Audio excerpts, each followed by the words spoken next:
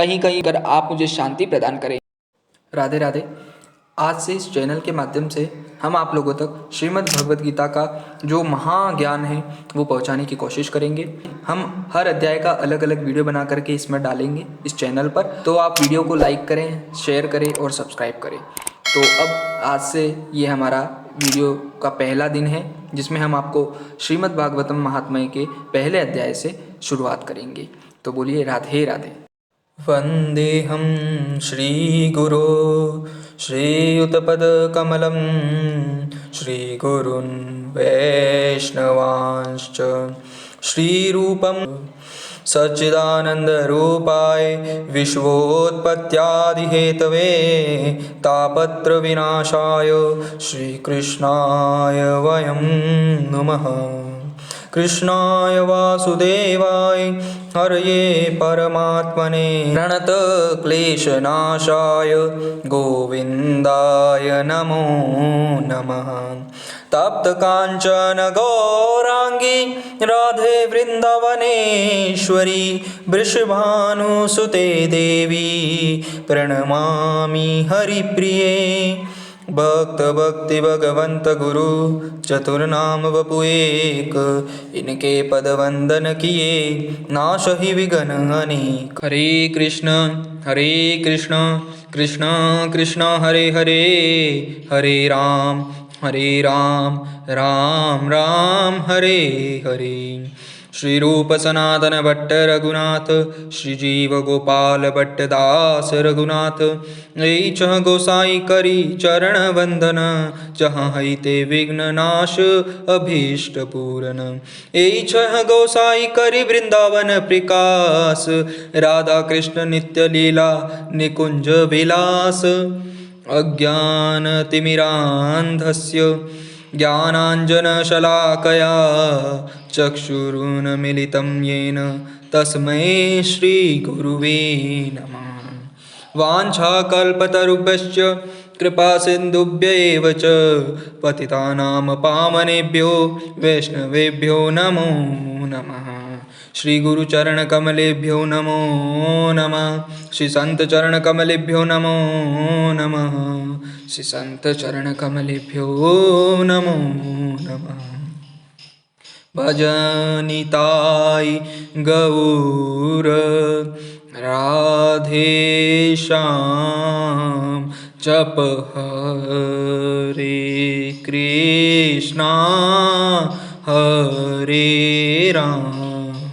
भजनिताय गौर राधे श्याम, जप हरे कृष्णा हरे राम। भजनिताय गौर राधे श्याम, जप हरे कृष्णा हरे राम। भजनिताय गौर राधे श्याम, जप हरे कृष्णा हरे राम। भजनिताय गौर राधे श्याम, जप हरे कृष्णा हरे राम। भगवान वेदव्यासकृत श्रीमद्भागवत महापुराण की जय हो। श्री सुखदेव भगवान की जय हो। ओम नमो भगवते वासुदेवाय। श्रीमद्भागवत महात्म्य पहला अध्याय। देवर्षि नारद की भक्ति से भेंट। सच्चिदानंद स्वरूप भगवान श्री कृष्ण को हम नमस्कार करते हैं, जो जगत की उत्पत्ति, स्थिति और विनाश के हेतु तथा आध्यात्मिक, आधिदैविक और आदि भौतिक तीनों प्रकार के तापों का नाश करने वाले हैं। जिस समय श्री सुखदेव जी का यज्ञोपवीत संस्कार भी नहीं हुआ था तथा लौकिक वैदिक कर्मों के अनुष्ठान का अवसर भी नहीं आया था, तभी उन्हें अकेले ही संन्यास लेने के लिए घर से जाते देख उनके पिता व्यास जी विरह से कातर होने लगे और पुकारने लगे, बेटा बेटा तुम कहाँ जा रहे हो। उस समय वृक्षों ने तन्मय होने के कारण श्री सुखदेव जी की ओर से उत्तर दिया था, ऐसे सर्वभूत हृदय स्वरूप श्री सुखदेव मुनि को मैं नमस्कार करता हूँ। एक बार भगवत कथामृत रसास्वादन करने में कुशल मुनिवर शौनक जी ने नैमिषारण्य क्षेत्र में विराजमान महामती सूत जी नमस्कार करके उनसे पूछा।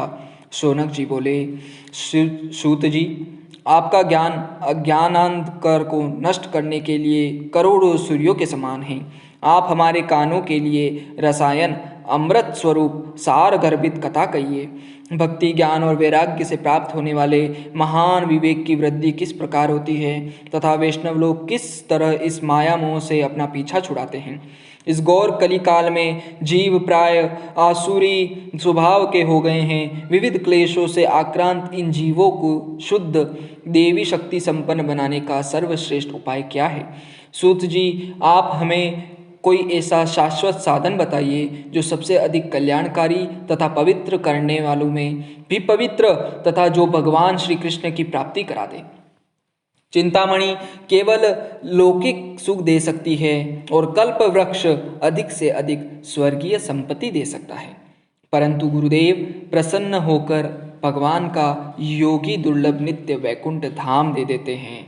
सूत जी ने कहा, शौनक जी, तुम्हारे हृदय में भगवान का प्रेम है, इसलिए मैं विचार कर तुम्हें संपूर्ण सिद्धांतों का निष्कर्ष सुनाता हूँ, जो जन्म मृत्यु के भय का नाश कर देता है, जो भक्ति के प्रवाह को बढ़ाता है और भगवान श्री कृष्ण की प्रसन्नता का प्रधान कारण है। मैं तुम्हें वह साधन बतलाता हूँ, उसे सावधान होकर सुनो।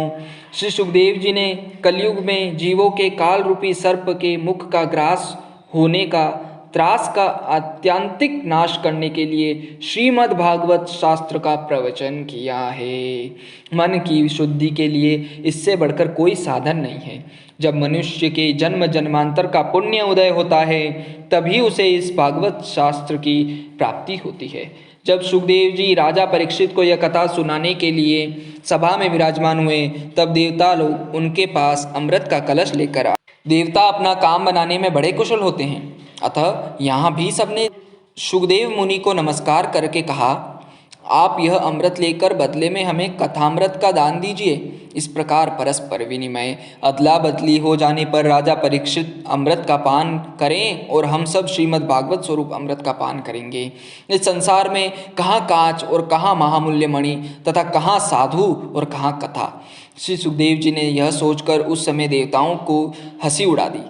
उन्हें भक्ति शून्य कथा का अनाधिकारी जानकर कथामृत का दान नहीं किया। इस प्रकार यह श्रीमद् भागवत की कथा देवताओं को भी दुर्लभ है। जो हमें सुनने को मिलता है कि ये कथा देवताओं को क्यों दुर्लभ है, तो इस वजह से ये कथा देवताओं को भी दुर्लभ है। पूर्व काल में श्रीमद् भागवत के श्रवण से ही राजा परीक्षित की मुक्ति देखकर ब्रह्मा जी को भी बड़ा आश्चर्य हुआ था। उन्होंने सत्यलोक में तराजू बांधकर सब साधनों को तोला, अन्य सभी साधन तोलने में हल्के पड़ गए।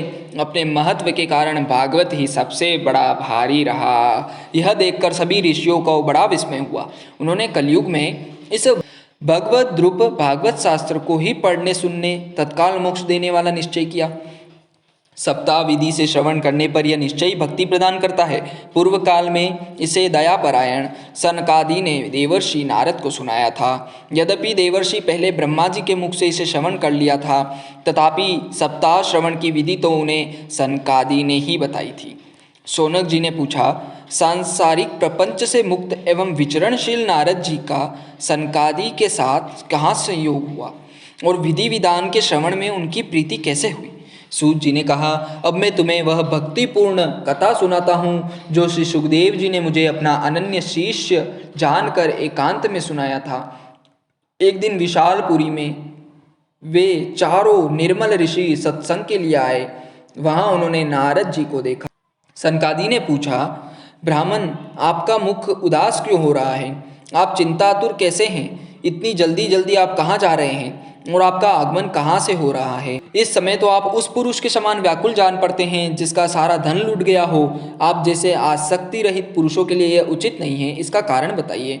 नारद जी ने कहा, मैं सर्वोत्तम लोक समझकर पृथ्वी में आया था। यहाँ पुष्कर, प्रयाग, काशी, गोदावरी, हरिद्वार, कुरुक्षेत्र, श्रीरंग और सेतुबंध आदि कई तीर्थों में इधर उधर विचरता रहा, किंतु मुझे कभी कहीं संतोष देने वाली शांति नहीं मिली। इस समय अधर्म के सहायक कलयुग ने सारी पृथ्वी को पीड़ित कर रखा है।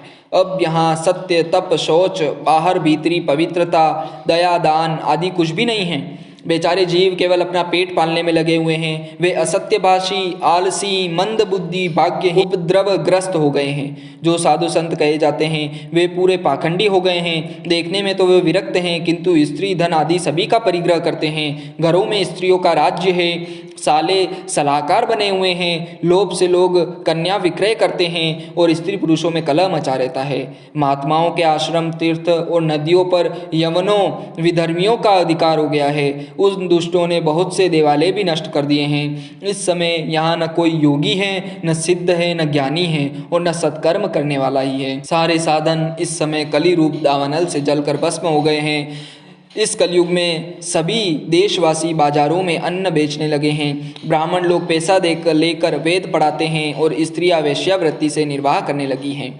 इस तरह कलयुग के दोष देखता और पृथ्वी पर विचरता हुआ मैं यमुना जी के तट पर पहुंचा, जहां भगवान श्री कृष्ण की अनेकों लीलाएं हो चुकी हैं। मुनिवरों सुनिए, वहां मैंने एक बड़ा आश्चर्य देखा। वहां एक युवती स्त्री खिन्न मन से बैठी थी। उसके पास दो वृद्ध पुरुष अचेत अवस्था में पड़े जोर जोर से सांस ले रहे थे।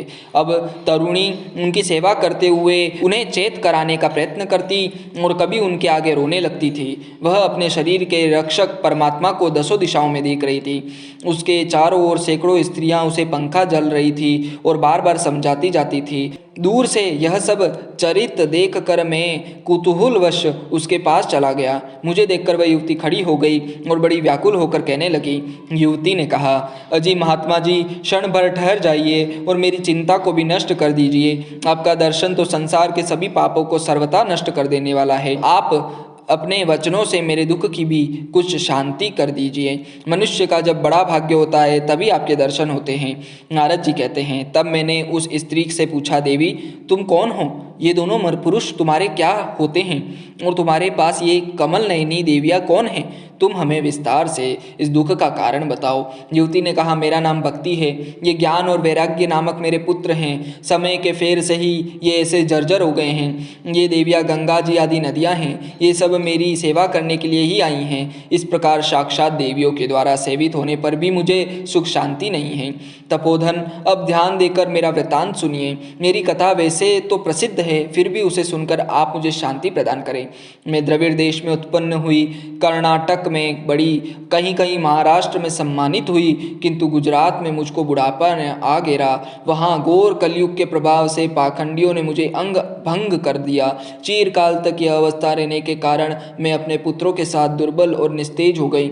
अब जब से मैं वृंदावन आई हूँ तब से मैं पूरा परम सुंदरी स्वरूपवती नवयुवती हो गई हूँ, किंतु सामने पड़े हुए ये दोनों मेरे पुत्र थके मांदे दुखी हो रहे हैं। अब मैं यह स्थान छोड़कर अन्यत्र जाना चाहती हूँ। ये दोनों बूढ़े हो गए हैं, इसी दुख से मैं दुखी हूँ। मैं तरुणी क्यों और ये दोनों मेरे पुत्र बूढ़े क्यों? हम तीनों साथ साथ रहने वाले हैं, फिर यह विपरीतता क्यों? होना तो यह चाहिए कि माता बूढ़ी हो और पुत्र तरुण। इसी से मैं आश्चर्यचकित चित्त से अपनी इस अवस्था पर शोक करती रहती हूँ।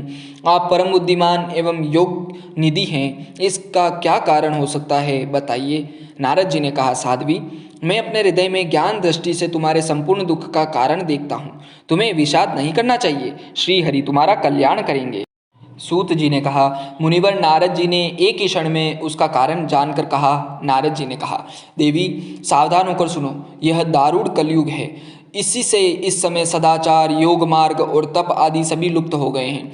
लोग शठता और दुष्कर्म में लगकर अगासुर बन रहे हैं। संसार में जहाँ देखो वहीं सत्पुरुष दुख से मलान हैं और दुष्ट सुखी हो रहे हैं। इस समय जिस बुद्धिमान पुरुष का धैर्य रहेगा वही बड़ा ज्ञानी या पंडित है। पृथ्वी क्रमशः प्रतिवर्ष शेष जी के लिए भार रूपी होती जा रही है। अब यह छूने योग्य तो क्या, देखने योग्य भी नहीं रह गई और न ही इसमें कहीं मंगल ही दिखाई देता है। अब किसी को पुत्रों के साथ तुम्हारा दर्शन भी नहीं होता। विषय अनुराग के कारण अंधे बने हुए जीवों से उपेक्षित होकर तुम जर्जर हो रही हो। वृंदावन के संयोग से तुम्हें फिर नवीन तरुण हो गई हो। अतः यह वृंदावन धाम धन्य है, जहाँ भक्ति सर्वत्र नृत्य कर रही है। परंतु तुम्हारे इन दोनों पुत्रों का यहाँ कोई ग्राहक नहीं है, इसलिए इनका बुढ़ापा नहीं छूट रहा है। यहाँ इनको कुछ आत्मसुख भगवत स्पर्श जनित आनंद की प्राप्ति होने के कारण ये सोते से जान पड़ते हैं। भक्ति ने कहा, राजा परीक्षित ने इस पापी कलयुग को क्यों रहने दिया? इसके आते ही सब वस्तुओं का सार न जाने कहाँ चला गया। करुणामय श्रीहरि से भी यह अधर्म कैसे देखा जाता है? उन्हें मेरा यह संदेह दूर कीजिए। आपके वचनों से मुझे बड़ी शांति मिली। नारद जी ने कहा, बाले, यदि तुमने पूछा है तो प्रेम से सुनो। कल्याणी, मैं तुम्हें सब बताऊंगा और तुम्हारा दुख दूर हो जाएगा। जिस दिन भगवान श्री कृष्ण इस भूलोक को छोड़कर अपने परम धाम को पधारे, उसी दिन से यहाँ संपूर्ण साधनों में बाधा डालने वाले कलयुग का राज हो गया। दिग्विजय के समय राजा परीक्षित ने इस पर दृष्टि पड़ने पर कलयुग दीन के समान उनकी शरण में आया। भ्रमर के समान सारग्राही राजा ने यह निश्चय किया कि इसका वध मुझे नहीं करना चाहिए, क्योंकि जो फल तपस्या, योग एवं समाधि से भी नहीं मिलता, कलयुग में वही फल श्री हरि के कीर्तन से ही भली भांति मिल जाता है। इस प्रकार सारहीन होने पर भी उसे इस एक ही दृष्टि से सारयुक्त देखकर उन्होंने कलयुग में उत्पन्न होने वाले जीवों के सुख के लिए इसे रहने दिया था। इस समय लोगों के कुकर्म प्रवृत्त होने के कारण सभी वस्तुओं का सार निकल गया है और पृथ्वी के सारे पदार्थ बीजहीन भूसी के समान हो गए हैं। ब्राह्मण केवल अन्न धनादि के लोभवश घर घर एवं जन जन को भागवत की कथा सुनाने लगते हैं, इसलिए कथा का सार चला गया। तीर्थों में नाना प्रकार के अत्यंत घोर कर्म करने वाले नास्तिक और नार की पुरुष भी रहने लगे हैं, इसलिए तीर्थों का भी प्रभाव चला जाता रहा है। जिनका चित्त निरंतर काम, क्रोध, महान लोभ और तृष्णा से तपता रहता है, वे भी तपस्या का ढोंग करने लगे हैं, इसीलिए तप का भी सार निकल गया है। मन पर काबू न होने के कारण तथा लोभ, दंभ और पाखंड का आश्रय लेने के कारण एवं शास्त्र का अभ्यास न करने से ही ध्यान योग का फल मिट गया है। पंडितों की यह दशा है कि वे अपनी स्त्रियों के साथ भैंसों की तरह रमण करते हैं, उनमें संतान पैदा करने की कुशलता पाई जाती है। मुक्ति साधन में वे सर्वथा अकुशल है। संप्रदाय अनुसार प्राप्त हुई वैष्णवता भी कहीं देखने में नहीं आती। इस प्रकार जगह जगह सब वस्तुओं का सार लुप्त हो गया है। यह तो इस युग का स्वभाव ही है, इसमें किसी को दोष नहीं है।